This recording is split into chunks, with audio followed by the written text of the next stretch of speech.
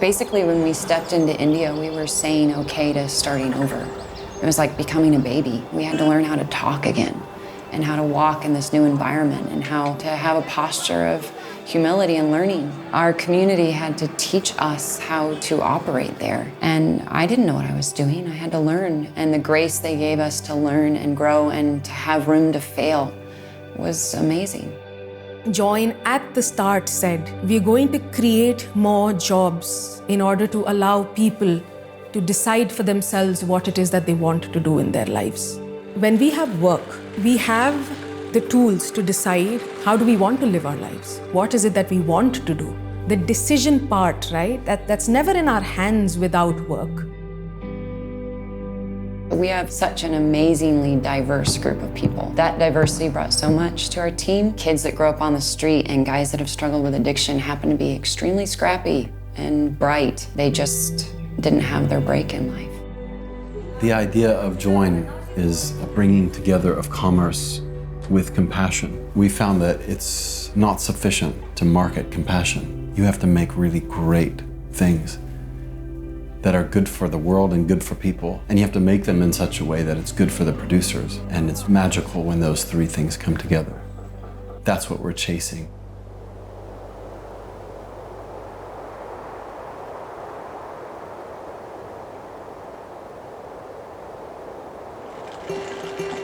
So 20 minutes from our home is this leper colony that was established by a Sisters of Charity and a woman named Agnes that hated the fact that at the time in India, lepers were really only able to beg for income. And she thought they should work and that they should have the joy of work.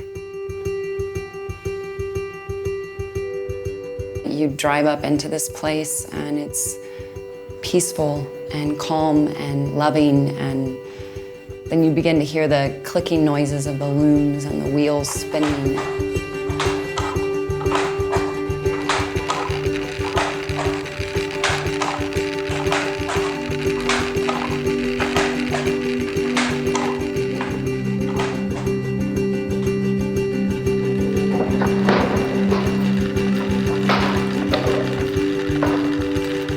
So when I found KKM and these women and incredible people spinning and weaving, I knew that every product we made, I wanted it to start with that.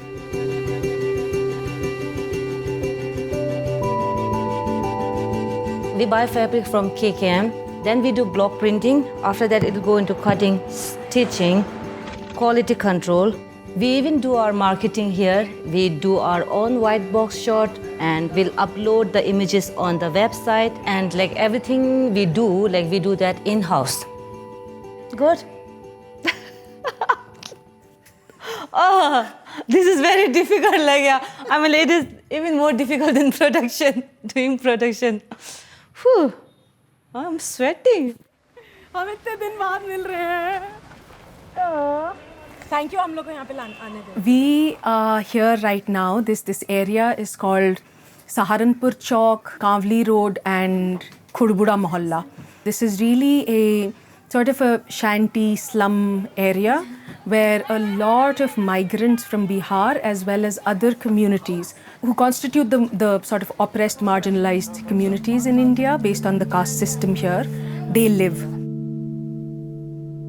I had met Malti about 8 years ago when we'd started a vocational training program.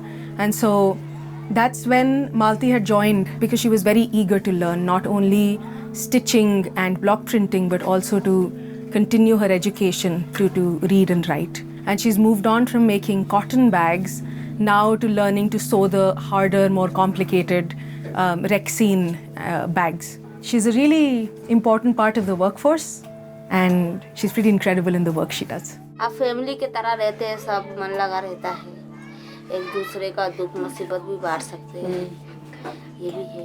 लड़ाइयाँ भी करते हैं, साथ में भी रहते हैं। And she makes everyone laugh a lot. Keep moving, keep moving. That's her favorite phrase when she's in the lunch line. Okay. I grew up in Overland Park, Kansas, which is a suburb of Kansas City. My parents, because they came out of farming communities, just instilled this entrepreneurial spirit in me from a young age. I remember at 6 years old, Mom was telling me as we were picking the garden, we had a huge garden because they came out of farming. If I picked enough green beans for the family, that whatever else I picked, I could go sell on the street. And I was like, for real money? She's like, well, you planted those and harvested them, so yeah. And that's really the time I found my entrepreneurial spirit. Mel is just fearless. She is somebody who will never believe that something cannot be done. Mel is very unique, and we cannot have so many like her. She's very kind, very loving, very talented, and she had really a heart for India, heart for women, empowering them. She'll never allow a person's failures or flaws to ever overshadow their strengths. She always looks at strengths. Mel has a lot of influence, and I think it's because she's so honest, and it's also because she believes anything is possible. I like that she brings out the best out of people, more than they thought they had inside them. I can hear you. Can you hear me? Yes. Great. Hi, Shelma. You're looking good. Did you get a haircut? I got a haircut, yes. You noticed. Joe, show us the office real quick, man. I want to see it. Wow. Whoa, kya baat hai. Kya baat hai. Proximity was always so key for us. Like, we felt like if we were going to go in and use what we had to hopefully create some good stuff in the world, that we needed to choose proximity to people who were very different than us, that had a lot less than us. And so it was the thing that really made a difference. And not just in the community, it made a difference for us. It's what changed us the most. And that had to suddenly change unexpectedly. When we were blacklisted from India, I was so angry because I think we just had the sense that it was just some administrative stroke of a pen. And that's what came out in court, is that they had no idea who we were or what we were up to. They had no idea that we had 200 people working at the time. They had no idea they were turning our life totally upside down. Ultimately, it came down to the fact that a friend of ours who happens to be a pastor in America was visiting and put my name on his visa application. And so we were flagged, although it had nothing to do with our businesses or our life in India. And we unexpectedly had to leave our home, and it sucked. It was the hardest thing we've ever gone through. This was what we had been working up to our whole lives. This is what we had been hoping that someday we might be able to build together. And then we were able to do it together. And it grew right out of our hearts. And then it was just summarily chopped off with no due process, no consideration. We were experiencing more depth of community and life than we'd ever experienced anywhere. And having to leave that left this like, will we ever get to do that again? This is the part that's hard. I still do not believe, if I'm very honest, that I will be able to do this. But I know that I can try it. And sometimes that itself is the biggest thing, because a lot of times you won't even start.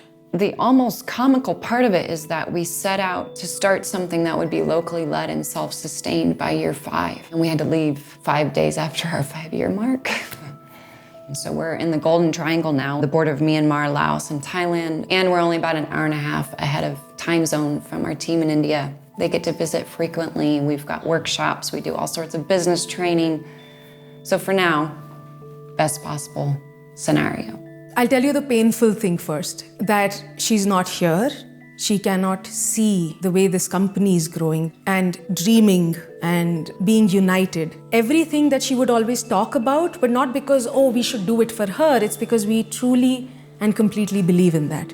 But there's such a big part of this whole thing that not having her here is like a constant void that we feel. I'm not exaggerating when I say every day, several times.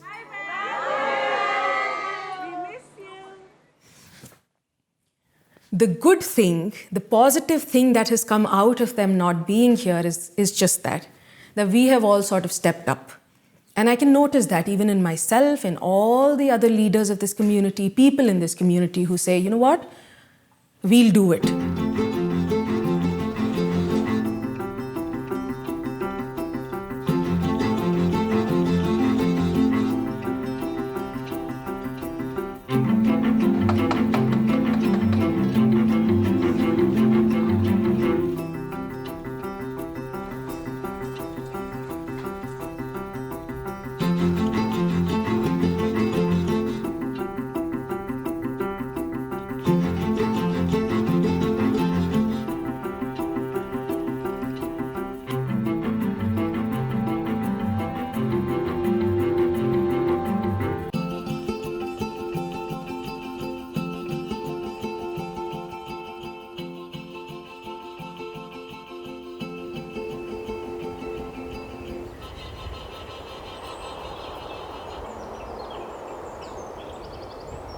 One of the taglines that JOYN would use early on, which I love, is the more hands it takes to make a product, the more lives that this product can touch and transform. So it's not just a handbag. It is so much more than that. It's all of these stories of courage and redemption and purpose. It is a community of people in the base of the Himalayas who have come together to transform their own lives. It's a stitcher deciding that she is going to take the responsibility of sending her kids to school. It's a block printer deciding that he is going to use his hands to create something that will enable him to provide for his family. It's all of us being able to find ourselves and really see what we're capable of. That's what a JOYN handbag is.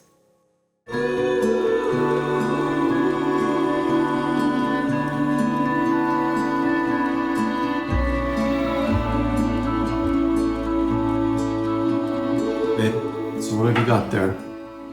We just got a letter from the government of India, and we're still trying to process this, and we're in a bit of shock. We'll read that last. The last part says that our matter has been considered in the ministry and there's no impediment for our visit. Like, we think it means that we can actually go back and visit India after 4 years that they've welcomed us back. And I'm still freaking out a little bit, sorry, I don't.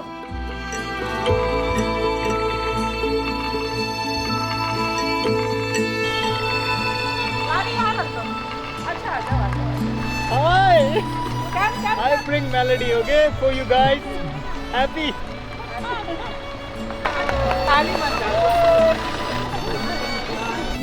कैसे हो?